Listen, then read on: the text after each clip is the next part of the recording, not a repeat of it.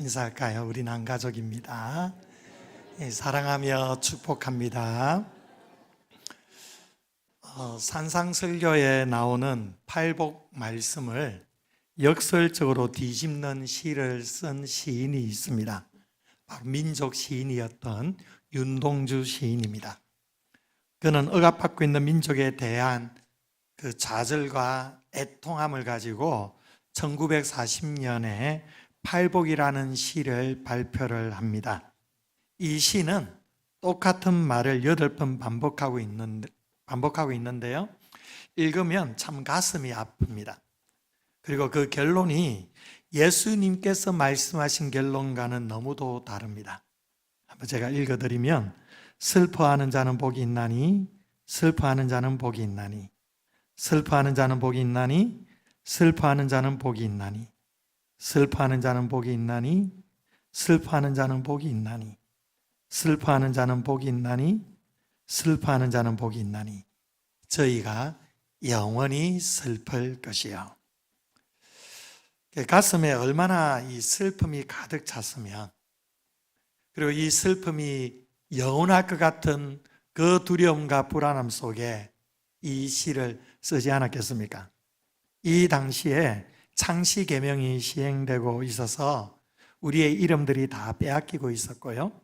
민족지였던 동아일보와 조선일보가 강제 폐간을 당했던 해도 이 시가 쓰여졌던 1940년이었습니다.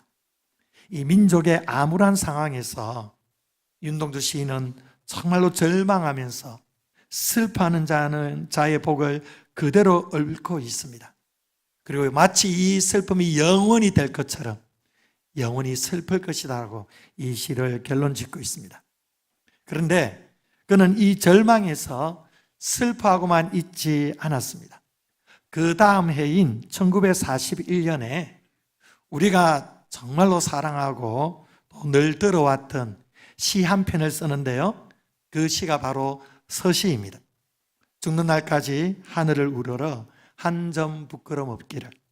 잎새에 있는 바람에도 나는 괴로워했다. 별을 노래하는 마음으로 모든 죽어가는 것을 사랑해야지. 그리고 나한테 주어진 길을 걸어가야겠다. 오늘 밤에도 별이 바람에 스친다. 이 시에서 그는 역사에 대한 소명의식을 다시금 가슴으로부터 확인하게 됩니다. 그러면서 조국의 이 암울한 상황에서도 주어진 운명을 헤쳐나가겠다는 다짐을 하면서 그 하늘의 세계, 윤동주 시인은 크리스찬입니다. 이 하늘의 세계, 하나님의 세계를 이 지상에 이루어가는 것을 자신의 과업과 사명으로 받아들이면서 그 이후부터 그의 시가 하늘과 바람과 별을 노래하는 시로 아름답게 지어져 가게 됩니다.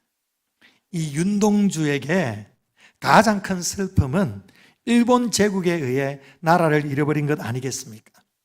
종살이하는 백성들의 슬픔이 너무나 안타까워서 나약한 그가 할 수 있는 일은 시로 저항하는 일이었습니다. 결국 그는 독립운동 혐의로 일본 경찰에 체포되고 조국 해방을 몇 달 앞둔 1945년 2월 16일 29살의 젊은 나이로 차디찬 일본 감옥에서 생체 실험 대상자로 고난을 당하다가 순국하게 됩니다. 지난 8월 15일은 광복 80주년이었습니다.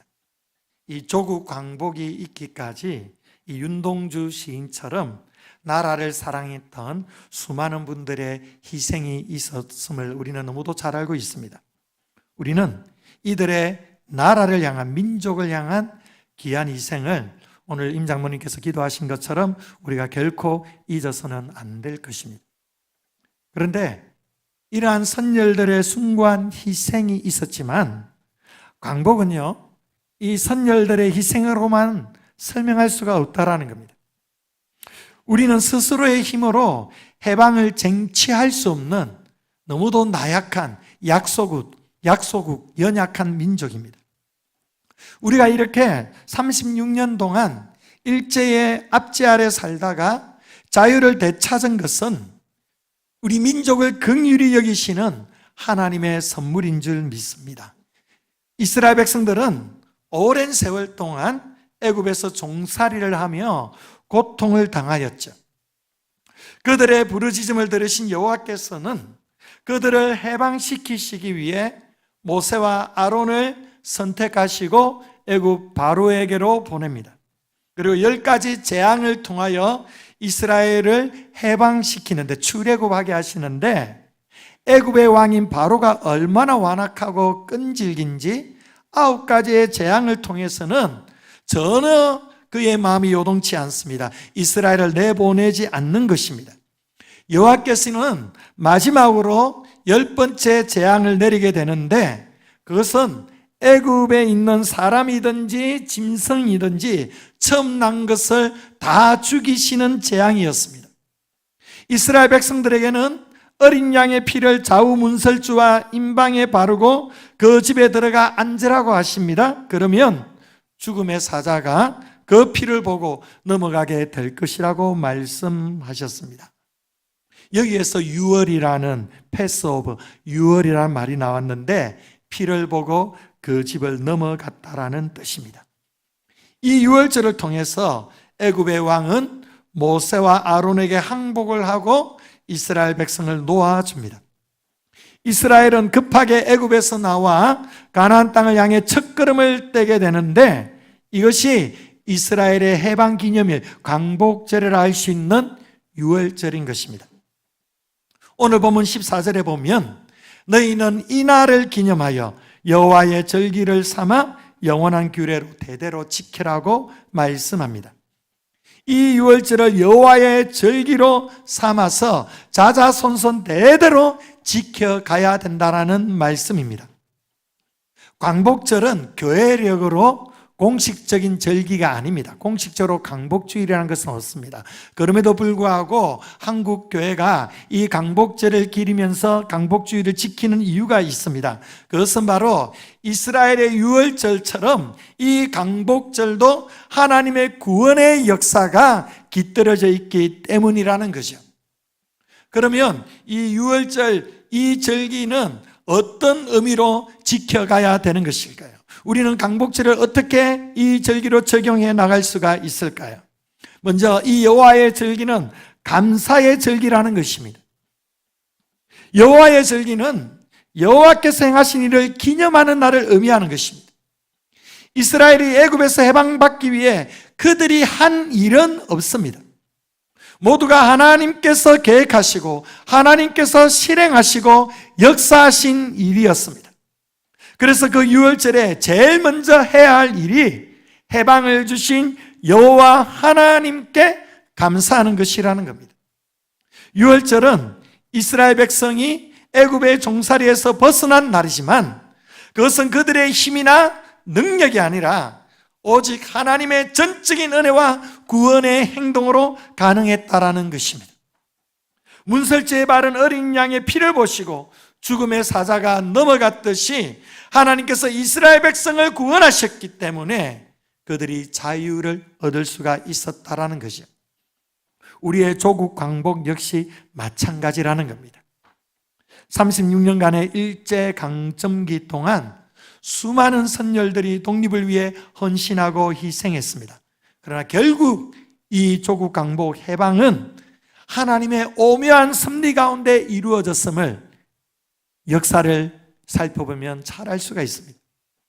1945년 당시 일본은 패색이 짙었음에도 불구하고 전쟁을 계속 강행합니다. 멈추지를 않습니다. 급기야 연합국에 일본에게 항복을 촉구하는 포츠담 선언까지 그들은 거부하면서 결사항전의 의지를 불태웠습니다.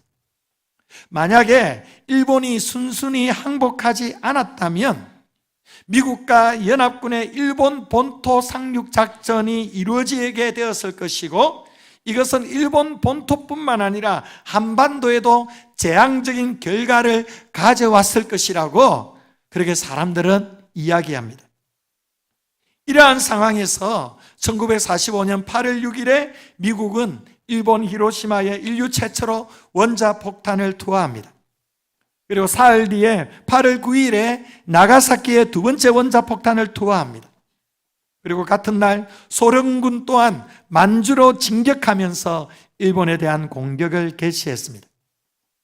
이러한 전격적인 사건들 앞에서 일본은 더 이상 버틸 수가 없게 되었고 마침내 8월 15일에 무조건 항복을 선언하기에 이르게 되었습니다.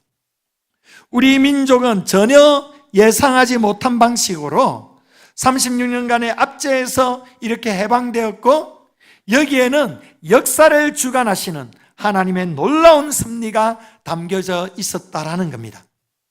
당시 평양 산정현교회 이기선 목사님께서 8월 18일 주일 예배에서 감격적으로 설교하면서 이렇게 외쳤습니다. 하나님께서 우리 민족의 강복을 이루셨다. 우리 민족의 강복을 이루신 분은 하나님이시다. 미국을 통하여, 소련을 통하여, 그 당시 강대국을 통하여 이 일을 가능하게 하신 분이 하나님이셨다라는 겁니다.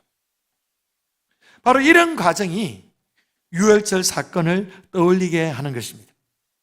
스스로의 힘으로는 불가능했던 이 해방이 바로 하나님의 전능한 개입과 섭리 가운데 이루어지게 된 것입니다.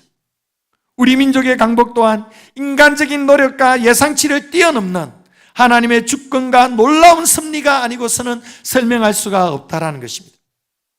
그러므로 강복은 단순히 우리 민족의 승리를 넘어서 역사의 주인이신 하나님께서 우리에게 허락하신 은혜의 선물이라는 사실을 믿으시기 바랍니다. 그래서 강복절을 우리가 맞이할 때마다 하나님께서 우리 민족에 행하신 놀라운 일들에 대해 우리가 감사하며 고백하며 주님 앞에 영광 돌려드려야 하는 것입니다.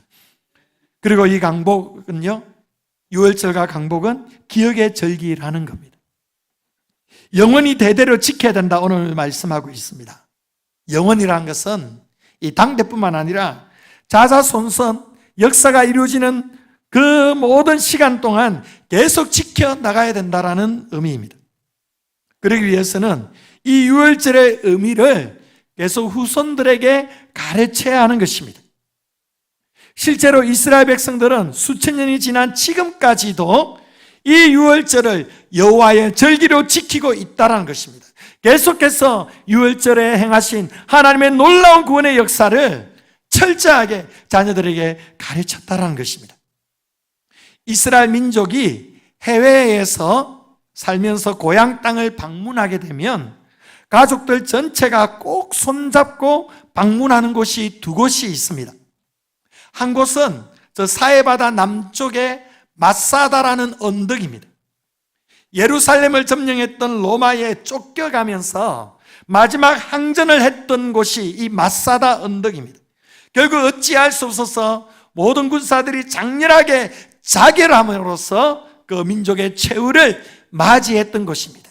이방인들의 칼에 죽을 수가 없다는 것입니다. 우리는 하나님의 백성이기 때문에 하나님의 백성답게 이방인의 칼이 아닌 자기 스스로 선민 백성의 프라이드를 지키겠다라는 것입니다. 이스라엘 군인들은 여기에 대한 자긍심이 있었습니다. 비록 패한 장소이긴 하지만 그 장소에서 이스라엘 군인들은 임관식을 할 때 그 장소에서 임관식을 거행을 합니다. 그리고 이곳에서 우리 민족은 다시는 패망하지 않을 것이다라고 선언을 하면서 군사들의 결기를 다지며 그렇게 살아갔습니다. 그리고 또 하나 예루살렘 근교에 위치한 야드바셈이라는 기념관이 있습니다. 야드바셈은 이름을 기억하다, 기념하다라는 뜻입니다. 소위 600만 명의 유태인 학살을 추모하는 기념관입니다. 그곳에 이런 글귀가 있습니다. 용서하되 잊지는 말자. Forgive but never forget. 용서하되 잊지는 말자. 독일군의 만행은 용서는 해야지만 그러나 과거의 아픈 역사는 잊어서는 안 된다. 오늘 우리에게도 이런 모습이 절대적으로 필요하다는 겁니다. 우리 자녀들에게 신앙을 먼저 전수해야만 합니다. 믿음을 심어줘야만 합니다. 우리 당대에 만난 하나님의 그 일하심을 우리 자녀 세대들에게, 자손 세대들에게 계속 말해줄 수 있어야만 하는 것입니다. 뿐만 아닙니다. 이스라엘 백성들처럼 역사를 가르치고 역사를 체험하게 해야 된다는 것입니다. 과거의 역사를 망각하게 해서는 안 된다는 것입니다. 자녀 교육의 두 가지 축이 바로 이것입니다. 신앙과 역사입니다. 자녀에게 하나님을 믿는 믿음을 심어줘야만 합니다. 그리고 이 믿음으로 민족의 역사를 하나님의 섭리의 관점으로 재조명할 수 있는 힘을 길러주어야만 합니다. 학교에서는, 캠퍼스에서는 하나님의 섭리를 가르치지 않습니다. 그냥 객관적인 역사만을 가르칩니다. 그 역사의 해석은 다양합니다. 그러나 정확한 진리는, 확실한 진리는 하나님이 이 민족 가운데 섭리하신다는 겁니다. 하나님의 섭리하심을, 그 역사하심을 자녀들에게 가르쳐 줄 때에 이 자녀들이 깊은 신앙과 그리고 역사 의식을 가지고 정말 미래를 새롭게 펼쳐나갈 소망이 있는 인재들이 되는 것입니다. 그래서 우리는 항상 이 강복절에, 유월절처럼 항상 하나님이 행하신 그 일에 대해 기억해야만 한다는 것입니다. 우리 민족이 그 일본 압제하에서 얼마나 고통스러운 시간을 보냈는지 그것 또한 기억해야만 하는 것입니다. 기억할 때 감사가 나오는 것입니다. 또 세 번째로는 이 유월절은 또한 우리 조국 강복은 새로운 시작의 절기라는 거예요. 오늘 본문 2절 말씀해 보면 이 달을 너희에게 달의 시작 곧 해의 첫 달이 되게 하고라고 했습니다. 새해가, 이 달이, 유월절 이 날이 새해 첫날이라는 겁니다. 우리 달력으로는 2월 16일입니다. 2월 14일입니다. 2월 14일. 유월절은 2월 14일인데 이 날이 이스라엘 민족의 새해라는 거예요. 새로운 날이라는 거예요. 이 날로부터 이제 이스라엘 민족의 시간이 시작이 되는 거예요. 유월절을 여호와의 절기로 지키라는 말은 곧 이 유월절이 새로운 시작이 돼야 한다는 말입니다. 400년 동안 종살이하던 민족이 자유를 누리는 새로운 탄생의 터닝 포인트가 바로 유월절이었습니다. 다른 사람을 섬기는 종의 신분에서 스스로를 위해서 살 수 있는 자유인이 되었습니다. 새로운 땅, 새로운 소망, 새로운 삶을 향해 가는 첫걸음이 되었다는 것입니다. 조국 강복도 마찬가지입니다. 우리 민족의 새로운 출발을 알리는 날입니다. 억압의 굴레를 벗어던지고 독립국가로서의 첫 발을 내딛는 날이었다는 것입니다. 많은 기독교 독립운동가들은 단순히 조국 독립만을 꿈꾼 것이 아니었습니다. 해방 이후의 새로운 나라를 성경적인 가치 위에 세우고자 하는 비전을 가지고 있었습니다. 도산 안창호 선생이 그래했습니다. 그리고 김구 선생이 그래했습니다. 이들은 교육과 의료와 복지 등 다양한 분야에서 하나님 나라의 가치를 구현하며 민족의 새로운 시작을 위한 청사진을 제시했습니다. 이제 우리는 이 새로운 시작의 의미를 오늘날 우리의 삶에 어떻게 적용해 볼 수 있을까요? 과거의 아픔과 굴레를 벗어던지고 진정한 의미에서 자유인으로 새롭게 시작해야 된다는 겁니다. 특히 그리스도인들에게 이 광복절은 죄와 사망의 권세에서 예수 그리스도의 피로 해방되어 영원한 생명을 얻은 영적 유월절을 기억하게 해야 된다는 것입니다. 여러분, 우리 인생의 새 출발은 언제부터이겠습니까? 우리 인생의 새 출발은 바로 그리스도를 만나는 날부터입니다. 그리스도를 만나는 그날이 우리 인생의 새로운 시작이라는 것입니다. 누구든지 그리스도 안에 있으면 새로운 피조물이라 이전 것은 지나갔으니 보라 새 것이 되었도다. 예수님을 영접하고 구원받는 그날이 우리 인생의 새로운 출발입니다. 이제 구원받은 하나님의 백성으로서 새로운 모습으로 살아가야 한다는 그러한 말씀이라는 겁니다. 우리가 이 땅의 백성으로서도 과거의 부정적인 유산을 청산하고 새로운 가치와 비전을 향해 나아가는 그러한 출발이 되어야 한다는 것입니다. 그래서 늘 조국 강복을 기념할 때마다 새로운 출발, 새로운 도약, 새로운 미래를 향한 도전을 향해 달려가게 되는 것이죠. 영적으로도 또한 민족적으로도 우리 교회적으로도 늘 이루어야 한다는 것입니다. 그래서 우리는 조국 강복을 기억하면서 하나님 앞에 감사하고 기억하고 새롭게 출발할 것을 다짐해야 하는 것입니다. 그러면 이제 우리가 그리스도인으로서 이 민족의 강복절을 맞이하면서 우리 가슴에 새겨야 될 중요한 비전, 그리고 우리가 기도해야 될 그 기도가 무엇일까요? 바로 여기에 민족에 대한 우리 교회와 그리스도인들의 사명이 있다는 겁니다. 세 가지입니다. 첫 번째로는 복음 한국을 위해 기도하는 것입니다. 따라합시다. 복음 한국을 위해 기도하라. 복음 한국을 위해 기도하라. 밥 안 먹고 오셨습니까? 한 번 더, 좀 더 크게 한번 외쳐볼까요? 제가 목이 조금 갔는데 여러분들이 잘 도와주셔야 됩니다. 복음 한국을 위해 기도하라. 아멘. 복음 한국을 위해 기도해야 된다는 거예요. 예수님께서는 누가복음 4장 18절 19절에서 이렇게 말씀하셨습니다. 우리 함께 읽어볼까요? 자, 시작. 주의 성령이 내게 임하셨으니 이는 가난한 자에게 복음을 전하게 하시려고 내게 기름을 부으시고 나를 보내사 포로된 자에게 자유를, 눈먼 자에게 다시 보게 함을 전파하며 눌린 자를 자유롭게 하고 주의 은혜의 해를 전파하게 하려 하심이라 하였더라. 아멘. 자, 이 말씀이 무엇입니까? 예수 그리스도께서 이 땅에 오신 이유가 복음을 선포하기 위해서라는 겁니다. 그 복음으로 포로된 자에게 자유함을 주고 영적으로 눈먼 자에게 다시 보게 하며 눌린 자를 자유케 하는 주의 은혜를 선포하기 위해서 예수님께서 이 땅에 오셨다는 겁니다. 여러분, 이 말씀처럼 진정한 영적인 자유와 해방은 오직 예수 그리스도의 복음 안에 있음을 믿습니다.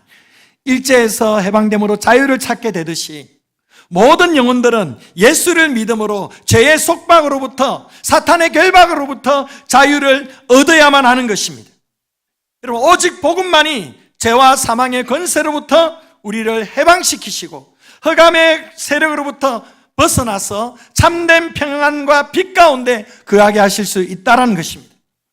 그러면 우리가 꿈꿔야 될 8.15의 비전은 80년 전에 태극기의 깃발이 이 땅을 덮었듯이 그 복음의 능력이 이 땅을 덮을 수 있도록 우리는 간절히 기도해야만 하는 것입니다. 오늘날 우리 민족은 눈부신 경제 성장을 이루어 왔습니다. 그럼에도 불구하고 여전히 수많은 사람들이 예수님을 알지 못하고 있습니다. 세계복음화의 마지막 주자라고 불리는 민족이지만 여전히 이 땅에는 복음의 빛이 절실히 필요한 그러한 영역들이 너무도 많다라는 겁니다. 세상의 유혹이 넘쳐납니다. 물질주의와 극심한 경쟁과 이념 갈등이 난무하고 있습니다. 그리고 사람들이 더 이상 영적인 것에 관심을 두지 않습니다. 영적 무관심과 무감각함 속에서 다양한 형태의 흑암이 여전히 우리 사회를 덮고 있다는 것이죠. 개인의 영혼부터 사회 전반에 이르기까지 죄와 탐욕과 불의와 거짓이 더러워진 곳에 하나님의 말씀과 하나님의 긍휼하심과 그 사랑이 절실히 필요하다는 것입니다. 우리는 진정한 영적 광복을 경험하기 위해 이 민족 전체가 예수 그리스도를 구주로 고백하며 돌아오는 그 역사를 위해서 우리가 간절히 기도해야 된다는 것입니다. 이 민족을 복음으로 물들이는 복음 한국을 이루어 가야 된다는 거예요. 독립운동가들 중에 많은 기독교인들은 단순히 국가의 자유만을 원한 것이 아니고 그 자유를 바탕으로 민족이 복음 안에서 거룩하고 정의로운 민족이 되기를 간절히 열망을 했습니다. 백범 김구 선생님의 글에 져서 나의 소원에 보면 이런 글귀가 있습니다. 나는 우리나라가 세계에서 가장 아름다운 나라가 되기를 원한다. 가장 부강한 나라가 아니라 가장 아름다운 나라가 되기를 원한다. 이렇게 얘기했습니다. 여기서 아름다움은 무엇입니까? 여기서 아름다움이라는 것은 정신적인, 도덕적인, 문화적인 그러한 강국이 된다는 것입니다. 이러한 비전이 다른 것이 아니라 결국 민족 복음화와 맞닿아 있다는 거예요. 정신적으로, 도덕적으로, 문화적으로 아름다운 나라가 된다는 것은 바로 하나님의 나라를 이 땅에 이룬다는 것을 의미한다는 겁니다. 여러분, 우리 대한민국의 국민들이 진정한 강복을 누리기 위해서는 예수님을 믿어야 하는 것입니다. 영혼 구원을 받아야만 하는 것입니다. 육체적인 그런 자유도 중요하지만 더 중요한 것은 영적인 자유함이라는 것입니다. 흑암이 덮고 있는 이 민족 가운데 그리스도의 계절이 오게 해야 하는 것입니다. 이 일을 위해서 교회와 성도들은 복음으로 무장해야 합니다. 이 민족이 다시 사는 길은 바로 복음밖에 없습니다. 시편 33편 12절에 여호와를 자기 하나님으로 삼은 나라 곧 하나님의 기업으로 선택된 백성은 복이 있도다. 하나님의 기업으로 선택된 백성은 복이 있도다. 우리 대한민국이 하나님의 기업으로 선택된 하나님의 백성, 하나님의 민족인 줄 믿습니다. 그래서 우리가 기도해야 되는 것입니다. 우리 민족이 예수 그리스도를 구주로 고백하는 그러한 복음 한국이 되도록, 복음 위에 세워지는 위대한 민족이 될 수 있도록, 그리하여 온 세상에 복음을 전하는 제사장의 나라가 될 수 있도록 이러한 민족 복음화를 위해 간절히 기도하시기를 축복합니다. 두 번째로는 따라합시다. 통일 한국을 위해 기도하라. 통일 한국을 위해 기도하라. 여러분, 우리는 이 강복절을 맞이하여 남북 통일을 위해 기도해야 한다는 겁니다. 이 남북 통일은 분단 이후에 지금까지 변하지 않는 대한민국의 시대의 정신입니다. 과제이고 비전이고 그리고 우리가 이루어가야 될 중요한 목적입니다. 무엇보다 하나님께서 이 민족의 통일을 원하십니다. 하나님께서 이 민족의 통일을 위해 지금도 일하시고 계시는 것입니다. 남북 통일은 정치적인, 경제적인, 사회적인 측면에서 많은 유익이 있습니다. 통일이 되면 한반도가 동북아 평화의 중심축으로 자리매김하게 될 것입니다. 국제사회에서 통일 한국의 외교적인 영향력은 더 크게 증대될 것입니다. 경제적으로 북한의 풍부한 천연자원과 남한의 기술력과 자본이 결합되어서 놀라운 시너지를 창출하게 될 것입니다.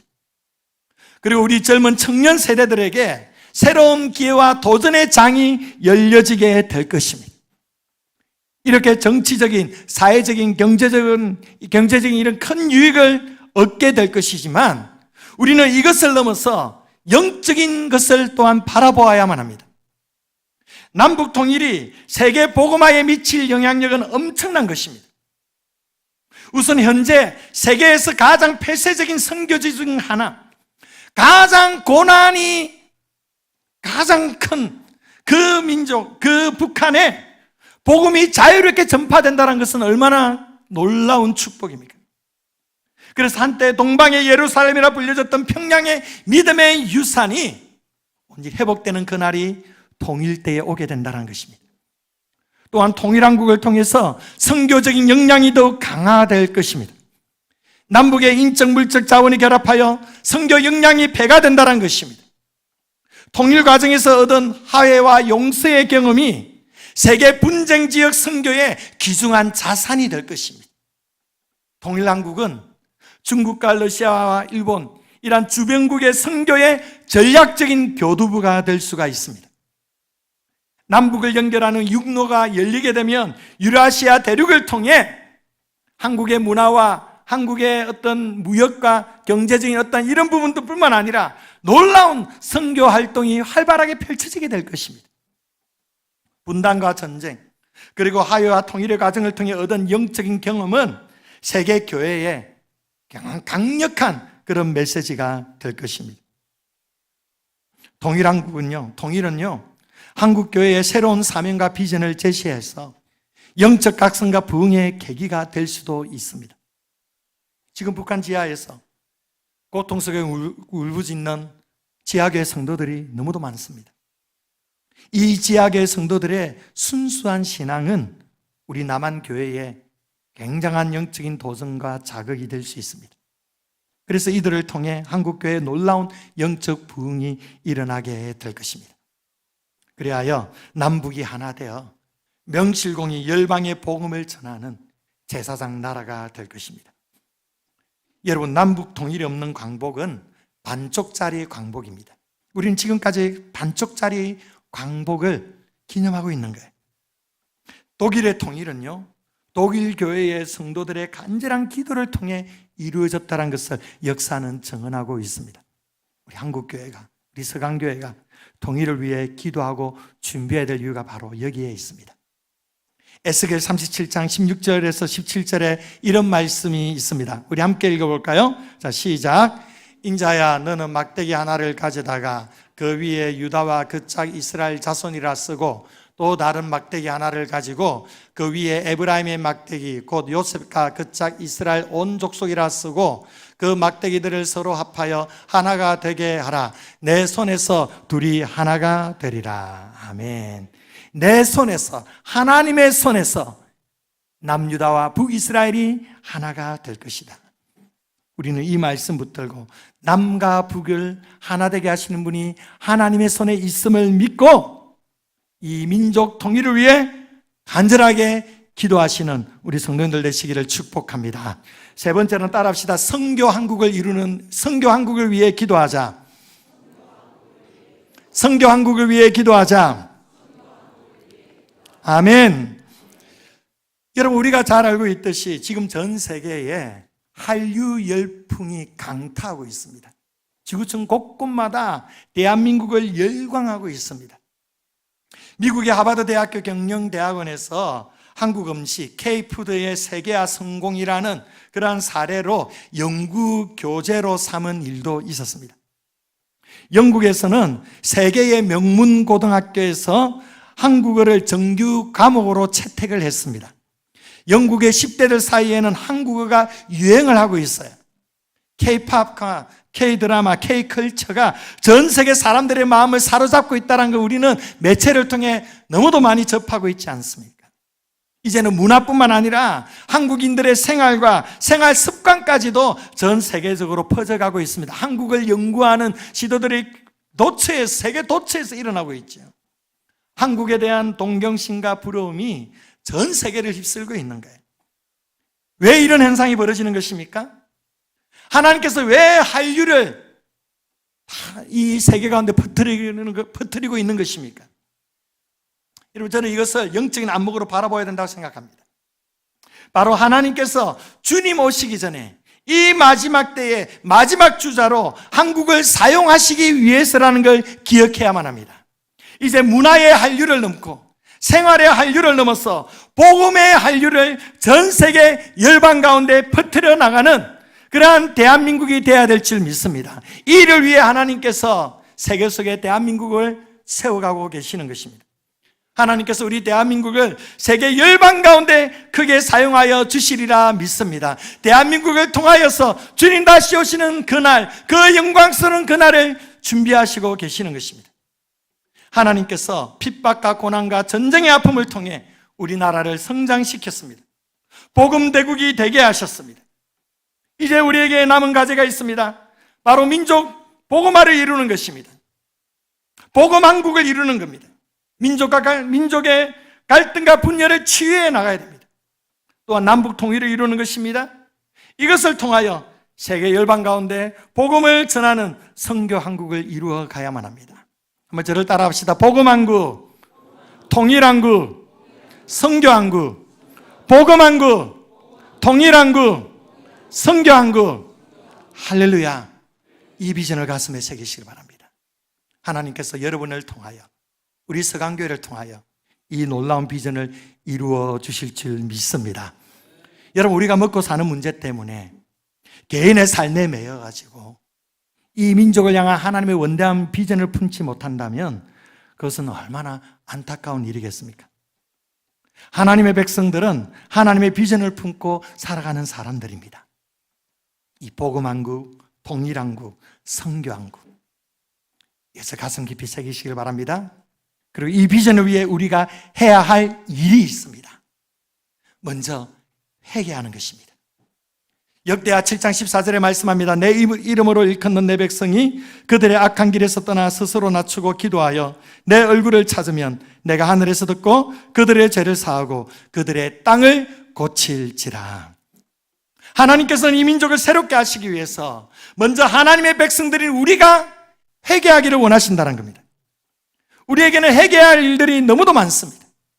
그 중에서 우리는 주님보다 세상을 더 사랑했던, 주님보다 세상에 더 집착하며 살아갔던 그러한 우리의 삶에 대해 회개해야 될 줄 믿습니다.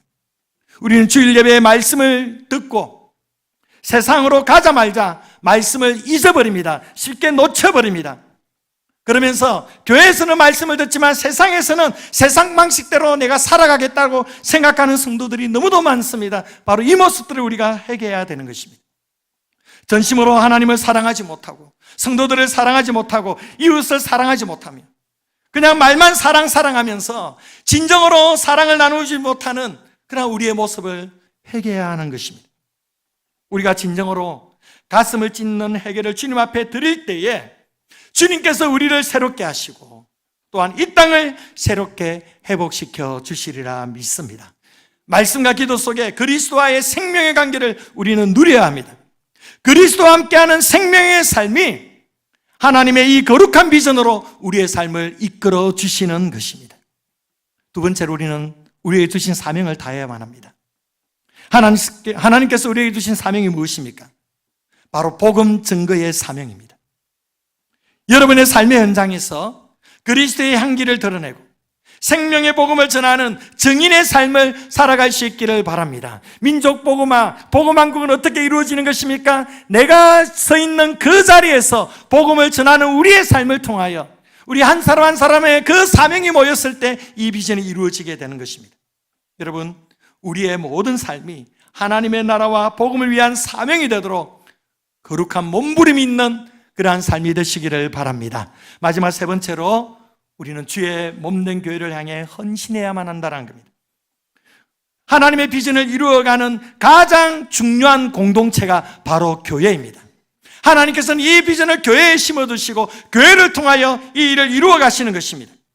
여러분, 이 거룩한 비전을 이루어가야 할 우리 교회를 사랑하십시오. 우리 서강교회를 사랑하십시오. 우리 교회를 위해서 간절히 기도하십시오. 교회를 위해서 여러분들 다함없는 헌신을 올려드리십시오. 여러분의 시간을 드리시고 여러분의 물질을 드리시고 여러분의 기도를 올려드리시고 여러분의 모든 것을 올려드리며 주의 몸된 전을 위해 여러분 눈물로 헌신하시기를 바랍니다. 무엇보다도 자라나는 우리의 다음 세대들이 복음왕국, 통일왕국, 선교왕국의 주역이 될 수 있도록 다음 세대를 세우는 일에 우리 교회가 최선을 다해야 할 것입니다. 교회가, 우리 서강교회가 영적으로 굳건하게 서고 그 안에서 성도들이 하나 되어 간절하게 기도할 때, 그래야 할 때에 하나님께서 우리 교회에 놀라운 영적 부흥을 허락해 주실 것입니다. 우리 서강교회에서 부어주시는 이 영적 부흥의 물결이 복음왕국, 통일왕국, 선교왕국의 비전으로 흘러가게 될 것입니다. 강복 80주년을 맞이하여 우리 서강교회가, 우리 온 성도들이 복음왕국, 통일왕국, 선교왕국의 주역으로 쓰임받는 그런 교회가 될 수 있도록 회개하고 사명 감당하며 주의 교회를 위해 신실하게 헌신하는 믿음의 성도들 될 수 있기를 주의 이름으로 축원드립니다. 기도하겠습니다. 좋으신 아버지 하나님, 80년 전에 아버지 하나님의 놀라운 섭리로 조국 강복을 이루게 하심에 감사드립니다. 감사하게 하시고 기억하게 하시고 새롭게 출발하게 하여 주셔서 복음왕국, 통일왕국, 선교왕국의 하나님의 거룩한 비전을 성취해 나갈 수 있도록 주님, 우리가 회개하며 주의 사명 감당하며 또한 주의 몸된 전에 힘있게 헌신하는 신실한 주의 백성들이 될 수 있도록 인도하여